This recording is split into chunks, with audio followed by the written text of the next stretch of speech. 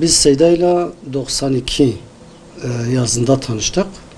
Tabii doğrusu biz de o zaman çok gençtik. O bize göre biraz yaşlıydı ama o da genç sınıfındandı yani. Ben onunla tanıştığımda doğrusu biraz da garipsemiştim yani. Böyle bir genç insan davanın bu kadar büyük bir yükünü nasıl omuzluyor? O biraz dikkatimi çekmişti yani. Tabii sonra biz işte konuştuk, tartıştık. Bizim evde epey kaldı.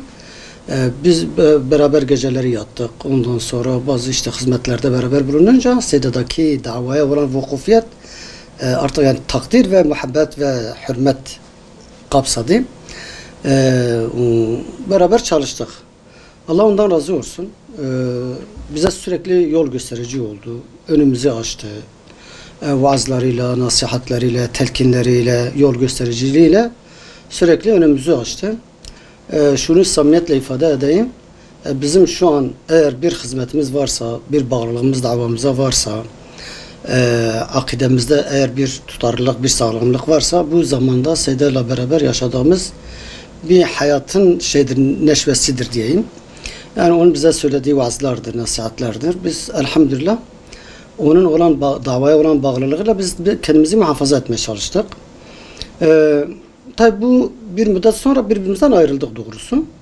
Ondan sonra 2001'de cezaevinde Siirt'te karşılaştık. Biz ilk önce farklı koğuşlardaydık. Fakat sonradan aynı koğuşa düştük. Biz o aynı koğuşa düştükten sonra doğrusu hemen Arapça ilmine başladık. Zaten o zamana kadar arkadaşların cezaevindeki programı daha çok siyer, Risale-i Nur ve tefsir üzeri gidiyordu. Fakat Seyda Melek Said cezaevine girdikten sonra özellikle Siirt'te biz Arapçayı programa aldık. Ve bu konuda çok hızlı bir ilerleme sarf ettik. Yani böyle kazandık. Seyda Allah razı olsun gecesini gündüzünü bize vakfetti. Evet hastaydım. Ve zaman zaman çok ciddi rahatsızlıklar da geçiriyordu. Göz altındaki işkencelerinden dolayı zaman zaman felç durumları da yaşıyorduk yani. Fakat buna rağmen Seyda hiçbir zaman derslerini aksatmadı. Gecesini gündüzünü bize vakfetti ve bizi medrese tabiriyle ilk sıra kitabından son mola camiye kadar biz onun yanında beraber okuduk. Seyda bize sürekli şunu telkin ediyordu. Mesela bazen diyelim farklı aktiviteler, farklı etkinlikler, farklı okumalar biz bazı arkadaşlar yapmaya çalışıyordu. Fakat onun bize tavsiyesi şuydu. Diyordu ki biz şu an beraberiz. Yan yanayız. Dolayısıyla biz birbirimizden azami ölçüde istifade edelim. Çünkü burası cezaevidir. Bir nevi devletin malıyız, mülküyüz. Bugün bizi alır tutar, bir yere atar. Başkası başka bir yere gönderilir. Dolayısıyla biz yan yana olduğumuz müddetçe birbirimizden istifade edelim. Biz de bunun yani öyle olması gerektiğini anladık ve bayram günleri hariç bir de cuma günü bizim görüş günümüzdü. Onlar hariç haftanın 6 günü gece gündüz. Bunu abartısız söylüyorum. Yani gece ve gündüz biz Arapça okuduk. Arapça çalıştık. Arapça metin üzerinden, i'rab üzerinden gittik geldik ve elhamdülillah çok şükür medreselerde normalde 6-7 hatta belki kimi yerlere göre 10-15 yılda belki. Ama yani ortalaması 8-9 yıldır. Biz bunu 1 yıl 8 ayda bitirdik elhamdülillah. Evet. Ve onun da dediği gibi oldu. 1 yıl 8 ay sonra onlar Diyarbakır DETİP'ine gönderildiler. Biz de Bolu FETİP'ine gönderildik. Ve gerçekten de öyle oldu. Yani baktık evet. Bu sefer orada artık kendimiz farklı okumalara gittik. Yani mesela diyelim gece namazı ise gece namazı, tesbihatsa tesbihat, ne bileyim farklı kitap okumalarsa farklı kitap okumalar. Çünkü FETİP ortamı biraz farklıydı. Kendimizin yapabileceği bir şey varsa o farklı katkılarının imkanı yoktu. Dolayısıyla biz de baktık ki evet gerçekten biz Seyda'nın o öngörüsü, o firaseti tuttu yani. Evet bugün biz yan yanayız, biriz beraberiz, birbirimizden istifade edebileceğimiz kadar edelim. Fakat yarın öbür gün farklı cezaevlerine düştüğümüzde bu sefer orada kim ne yapabilirse. Mesela yani bilmiyorum detay söyleyeyim. Mesela bazı arkadaşlar oruç tutmaya çalışıyor, nafile oruçlar. Şimdi o nafile oruç esnasında ister istemez ilmi kapasite biraz hafifliyor diyor, düşüyor yani. Seyda da diyordu ya şimdi biz oruç nafiledir. İlim farzdır. Bu İmam Malik'te de vardır abi. İmam Malik'te şöyle bir mesele var. Ezan okunuyor. Fakih kitabını kapatıyor. Sünnet namazı kılmaya çalışıyor. İhya Ulumuddin'de geçiyor bu mesele. İmam Malik diyor sen ne yapıyorsun? Diyor işte ezan okundu ben ravatip sünnetimi kılayım. Diyor sen farzı bıraktın sünnete geçtin. Sedat da bize bunu diyordu. Diyordu bizim şu an burada öğrenmemiz gereken farzdır. Bu ilim farzdır. Ve Allah'ın izniyle bu ilimle biz ümmetin geleceğini inşa edebileceğiz. Evet nafile oruçlar elbette kadirlidir, kıymetlidir. Fakat hani bu bizim şahsımızla alakalıdır. Fakat biz eğer ilimle uğraşırsak, ilim tedrisinde bulunursak, yarın öbür gün olabilir ki biz bir cümle bir insana öğretebiliriz. Ve bu cümle o insanın hayatına yön verebilir. Onun hayatında bir farklılık oluşturabilir. Onun mesela diyelim yani inkılabi bir belki bir yön ona verebilir. Dolayısıyla biz ilimle uğraşalım. Ama yarın öbür gün kendi başımıza fetiplerinde kalıyoruz. Çünkü o zaman da bizim fetiplerine gitme durumumuz vardı. Fetiplerinde kaldığımızda zaten biz istesek de istemesek de bu tip şeylere yöneleceğiz. Sünnet kılacağız, oruç tutacağız, başka imkanımız yok. Birbirimizden ayrılacağız. O arada ilim bir nevi tedrisatı duracak. Artık nafile ibadetlere vaktimizi daha fazla ayırabiliriz. Nitekim de dediğim gibi öyle oldu. Biz Bolu'ya gittik. Orada biz 3 arkadaştık. Bizimle doğru dürüst yani ilgilenebilecek Arapça üst kitapları bize verebilecek pek bir arkadaş yoktu. Bize kendi aramızda eski kitaplarımızı tekrar okuyarak o bize zamanda öğrettiği ve bizim de biraz üstten geçtiğimiz kitapları derinleştirmeye çalıştık. Hamdolsun orada da onun bize verdiği o fedakarlık ruhuyla biz de artık kendi içimizde bir şeyler oluşturmaya çalıştık. Seyda Allah razı olsun dediğim gibi gece gündüzünü bize vakfetti. Biz bazen özür dileyerek söylüyorum seyircilerimizden onu abdest yolunda tutuyorduk. Diyorduk Seyda valla biz burada takıldık. Sizden ricamız bunu bize söylemenizdir. Yani bunun cevabı nedir? O da bazı tebessüm ederek diyordu ya siz beni öyle bir yerde yakaladınız ki yani ben ne yapayım size? Tabii tebessüm ediyordu. Diyordu tamam getirin. Biz ona ibareyi veriyorduk. O bize okuyordu. Bazen okuması da bize yetiyordu doğrusu. Çünkü kendisi ilme çok vakıftı. Arapça ilmine çok vakıftı. Ve onun o düzgün okuması meseleyi bize çözdürüyordu yani. Biz diyor tam Seyda anladık. Biz onu anladık öyle gidiyorduk yani. Seyda dediğim gibi hem ufuk sahibi hatta insan şunu diyebilir yani Seyda dava adamı yani tırnak içinde ifade edilen dava adamı artık neyi ifade ediyorsa Seyda öyle insanlardan bir tanesiydi. Er-rical Arapça ifadeyle söylüyorum kelimesinin yani bir nevi mütemessil şahsiyet yani böyle kendinde temsil eden bir şahsiyet, bir yapıya değil. Er-rical eliflam orada eliflam yani raculiyetin bütün özelliklerini kendinde taşıyan manasında. Yiğit, cömert, fedakar, bütün vasıflar yani adamlılığa ait, mürüvvete ait ne kadar güzel vasıf varsa kendi içinde barındıran bir eliflamdır. Seyda gerçekten bunu samimiyetle söylüyorum. Öyle bir şahsiyet, öyle bir zat-ı muhterem idi. Kur'an'ı ifadeyle Allah'ın adamlarından bir adam idi. Ve hani Kur'an'da vasfı geçen kafirlere karşı şiddet, müminlere karşı düşkün, merhamet, şefkat. Seyda aynen öyleydi. Yani gençliğine rağmen küfre karşı son derece şiddet ve fakat etrafındaki insanlara karşı, mümin kardeşlerine karşı ise son derece şefkatli, merhametliydi. Kendinden feragat ederdi ama karşıdan bir nevi beklemezdi yani. Evet, diyordu bir dava adamının taşıması gereken özellik cümlemizde, hepimizde bulunmalı. Fakat hani biz bunu herkesten eşit oranda, aynı oranda bekler miyiz? Bu hani biraz fıtrata aykırıdır. Ama onun oydu yani beklentisi de oydu. Onu da söyleyelim. Mesela biz cezaevi sürecinde şöyle bir durumla karşılaştık. Allah şahittir. Seyda ile beraber olduğumuzda biz mesela cezaevinde olduğumuzdan da pek farkında değildik. Seyda o kadar bize bir ortam sağladı ki öyle rahat yani böyle mesela 4 duvardır. Sıkıntı mekanıdır. Ama Allah ondan razı olsun. Neşesiyle, sohbetiyle, muhabbetiyle Hatta zaman zaman latifeleriyle öyle o ortamı bize gerçekten bir medrese. Hani medrese Yusufiye medresesi. Mesela bu kavramı da Seyda doldurttu. Yani bunun üzerinde de insan biraz durabilir. Seyda mesela medrese-i Yusufiye'nin kavramını gerçekten doldurttu yani. Seyda orayı gerçek manada bir medreseye çevirebildi yani. Bu da mesela onun mübarekliğinden, yani mübarek bir insandı.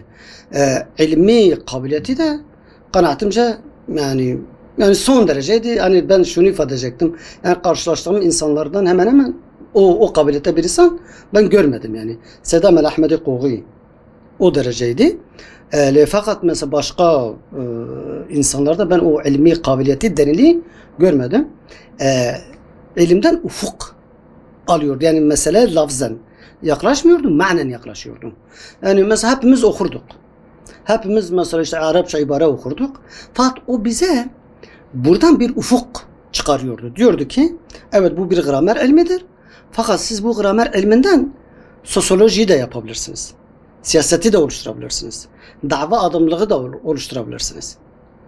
Tabi bizim bu kitaplarımızın da böyle bir imkanı vardı yani onu da söyleyelim. Yani bizim eski medrese kitaplarında o kabiliyet vardı yani onlarda o ufuk vardı. Tabi insan yani kim okuyan kural kaide öğrenir. Fakat Seyda'nın okumasıyla okuyan kural kaidenin yanında bir de ufuk alırdı yani. Seyda mesela o ufku da insanlara verirdi o kitaplar üzerinden. Ve gerçekten de çok büyük bir ufuk sahibiydi. Bu şekilde Seyda'yla muhabbetimiz oldu yani. Biz cezaevinde tabi ayrıldık. Dediğim gibi onlar da tipine gitti. Tabi orada mektuplaşmalar oldu. Mektuplaşmalarımızda böyle mesela okuduklarımızın tekrarı, kaldığımız yerin tekrar sorulması, oradan bize cevaplar. Yani böyle bu şekilde devam ettik. Seyda'yla biz cezaevinde ayrıldıktan sonra yani Siirt cezaevinden ayrıldıktan sonra biz Bolu'ya gittik. Oradan Kırıkkale'ye geldim. Tabi onlar da tipine gittiler, orada kaldılar. Biz Bingöl'deydik. Bu yasa meselesi oldu. 10 yıl mahkemesi bitmeyenlerin tahliyesi. Biz o zaman süreçte tabi Bingöl'deydik. İşte Seyda onların tahliyesini duyduk. Tabi onların tahliyesi bizde büyük bir sevinç oluşturdu. Yani tekbir attık, hatta slogan attık.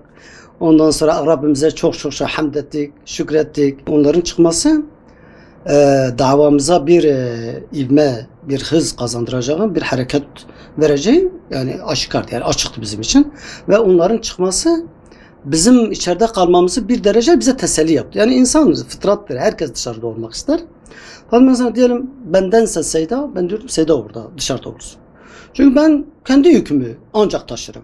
Seyda vesaire zat-ı muhteremler, Muhammed abi Allah rahmet etsin cümlesine. O insanlar biz diyorduk yani bunlar bizim de yükümüzü taşırlar, bu davanın da yükünü taşırlar. Biz çıksak kendi yükümüzü taşırız, belki başkalarına yük oluruz. Yani ondan da emin değildik ama mesela Seyda gibi onların, zatların dışarı çıkması bizde büyük bir sevinç, büyük bir coşku oluşturdu. Ve bizde aynı zamanda bir ümit de oluşturdu. Türkiye'de bırakılmadılar.